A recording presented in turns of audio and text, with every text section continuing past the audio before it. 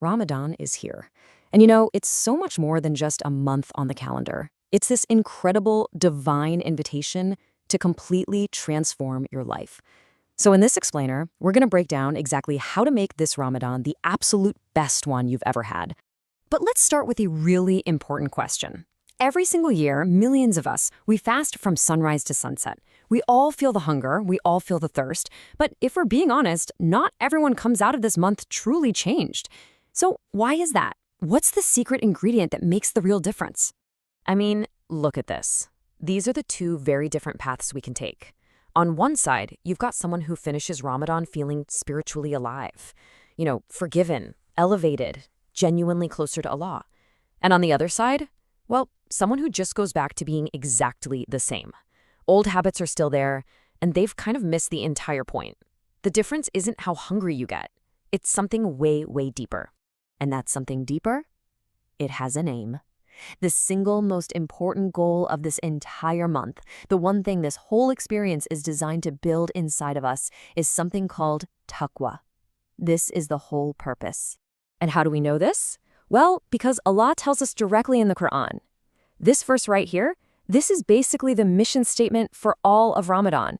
It completely reframes everything. Fasting isn't just a tradition or about skipping meals. No, it's a divine training program, and the goal is crystal clear, so that you may attain taqwa. So what in the world is taqwa? Well, it's this beautiful internal state. It's a constant consciousness of God. It's that feeling, that awareness deep down that He sees you always. And when you have that awareness, it naturally makes you want to protect yourself from sin and, just guard your heart. The daily grind of fasting, that's the main tool we have this month to build that exact state of awareness. Okay, so if taqwa is the destination, how do we actually get there? Well, think of these next few slides as your spiritual toolkit. Real, practical steps you can start taking right now. Let's dig in. First things first, before you can build something amazing, you've got to clear the ground, right? The spiritual journey of Ramadan always starts with sincere repentance, or what we call tawbah. It's all about walking into this blessed month with a clean heart, totally ready to receive all of its mercy. And look, sincere repentance isn't just about saying, I'm sorry. It's a whole process. As you can see here, it's 4 clear steps. 1, stop the sin right away. 2, feel that real, deep regret in your heart. 3, make a solid, firm intention that you are never going back. And 4, this is crucial. If you wronged another person, you've got to do whatever you can to fix it. That's how you truly clear the slate. All right, the second tool in our kit is the Qur'an itself. And this is no accident. The Qur'an and Ramadan are completely connected. This month is literally a celebration of this incredible divine guidance being sent down for all of us. So this means making the Qur'an your best friend this month. And here's a super simple plan to do it. Set a goal you can actually stick to. And don't just read the words, read the translation, reflect on it. Find just one verse a day that really hits you and then ask yourself, okay, how can I actually apply this in my life today? Always remember, quality over quantity. Our third tool is one of the most powerful ones we have, dua, or supplication. It's amazing that right in the middle of the Qur'an's verses about fasting, Allah slips in a verse about answering our prayers. What does that tell us? It tells us that Ramadan is the prime time, the absolute peak season for getting our du'as answered. So ask. Seriously, ask for everything. Ask for forgiveness for your past. Ask for paradise. Ask for protection from the fire. Ask for guidance for your future, for a purer heart, for good, lawful provision. Don't hold back. Get specific, get emotional, and be full of hope, because you're asking the one who absolutely loves to give. All right, let's go a little deeper now. Because a truly successful Ramadan is about so much more than just not eating and drinking. It's about a total, complete transformation of who we are, our character. I mean, just listen to this.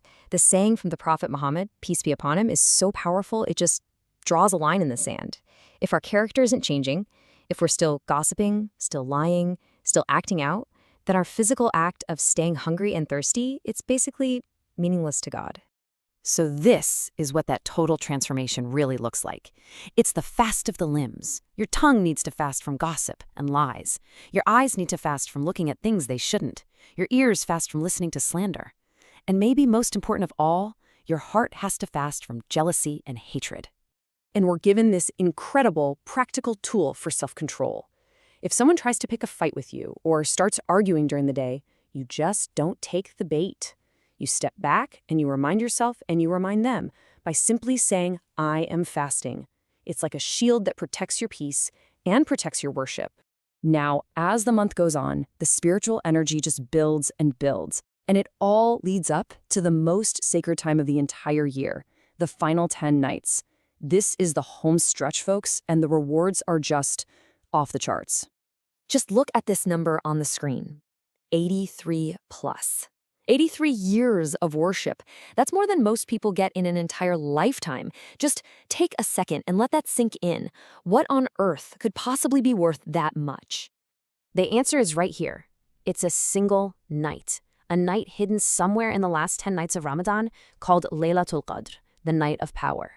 Allah himself tells us it is better than 1,000 months. That's where we get that 83 plus years number. Catching the blessings of this one night is like banking a lifetime of reward. It's incredible. And we're even taught the absolute best thing to ask for on this amazing night. This specific, beautiful supplication right here. Oh Allah, you are most forgiving, and you love forgiveness, so forgive me. That's it. Memorize this, repeat it over, and say it with every ounce of sincerity in your heart. So after all of that, all the effort, the fasting, the prayers, the charity, the month finally ends. And the huge question that's on every sincere person's mind is this one. Was it accepted? How do I know if I actually succeeded? And the answer, it isn't some magical dream or a special feeling.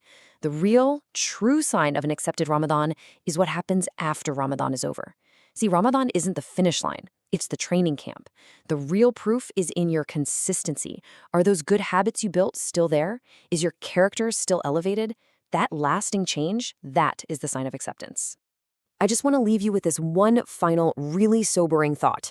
None of us have a guarantee that we'll be here for the next one.